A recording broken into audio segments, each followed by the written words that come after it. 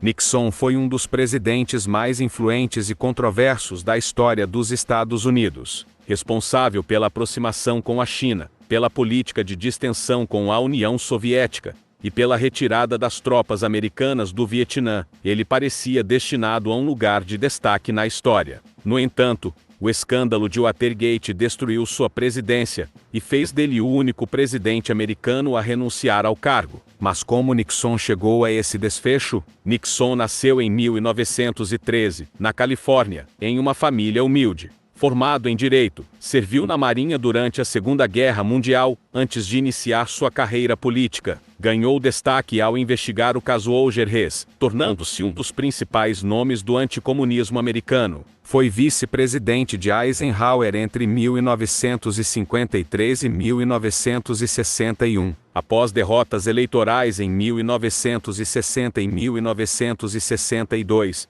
muitos o consideravam acabado.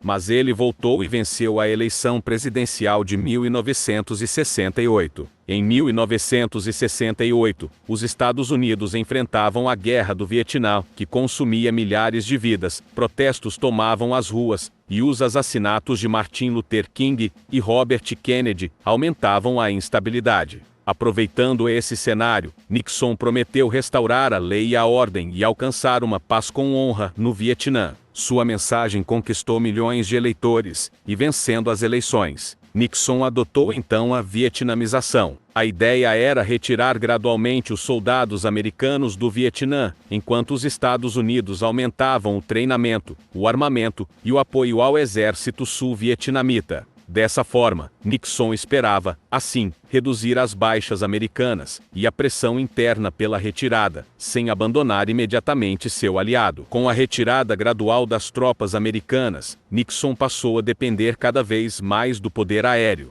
Em 1972, os Estados Unidos lançaram a Operação Linebacker contra o Vietnã do Norte, buscando interromper sua ofensiva e destruir linhas de abastecimento. No fim daquele ano, a Linebacker intensificou os bombardeios sobre Hanoi, conhecida como Bombardeios de Natal, e ajudou a pressionar os norte-vietnamitas nas negociações de paz. No Camboja, os Estados Unidos realizaram uma campanha secreta de bombardeios, a partir de 1969, atingindo bases e rotas de abastecimento. No Laos, os americanos também intensificaram os ataques contra posições comunistas. A estratégia buscava dificultar o abastecimento do Vietnã do Norte, mas ampliou ainda mais a dimensão da guerra. Isso provocou manifestações em universidades de todo o país. Em 4 de maio, numa universidade, a Guarda Nacional abriu fogo contra estudantes que protestavam contra a guerra, matando 4 e ferindo 9. O episódio chocou a opinião pública e aumentou a oposição ao conflito. Entre 1969 e 1972,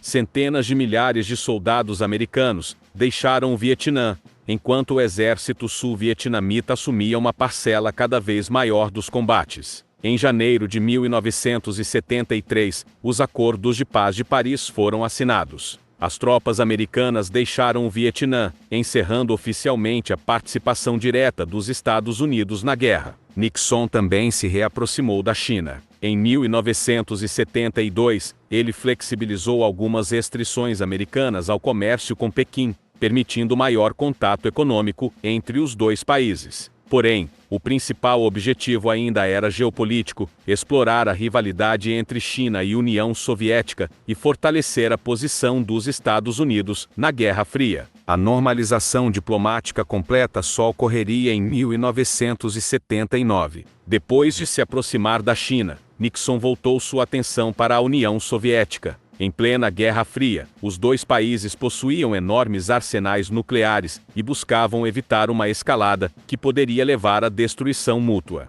Nixon e Kissinger adotaram uma política conhecida como Detente, baseada na redução das tensões e em negociações diretas com Moscou. Em maio de 1972, Nixon viajou a Moscou para negociar com Brezhnev. O resultado foi um dos principais acordos da Detente, o SALT I. Estados Unidos e União Soviética concordaram em limitar parte de seus arsenais estratégicos, além de assinar o Tratado sobre Mísseis Antibalísticos, que restringia sistemas destinados a interceptar mísseis nucleares. Mas só que uma bomba explodiu nas mãos de Nixon em 17 de junho de 1972. 5 homens foram presos após invadirem a sede do Comitê Nacional Democrata, localizada em Watergate. Inicialmente, parecia apenas uma invasão mal planejada. Porém, os investigadores descobriram ligações entre os invasores e o Comitê para a Reeleição do presidente Nixon. O caso começaria como um crime eleitoral, mas acabaria revelando uma rede de espionagem,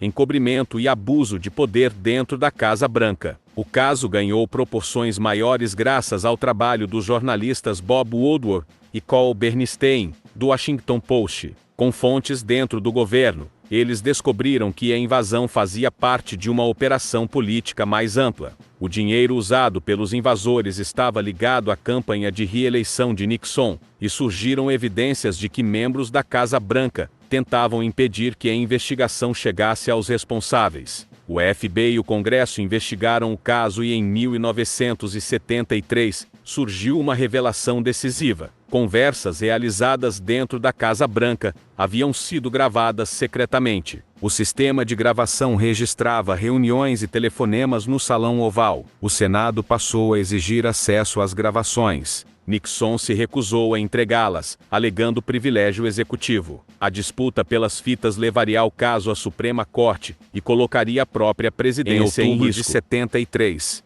o procurador especial Archibald Cox exigiu posse das gravações de Nixon. O presidente ordenou que o procurador-geral o demitisse, mas ele se recusou e renunciou. Seu substituto também recusou e deixou o cargo. Finalmente, o procurador-geral Robert Bork demitiu Cox. O episódio ficou conhecido como Saturday Night Massacre e provocou enorme reação pública.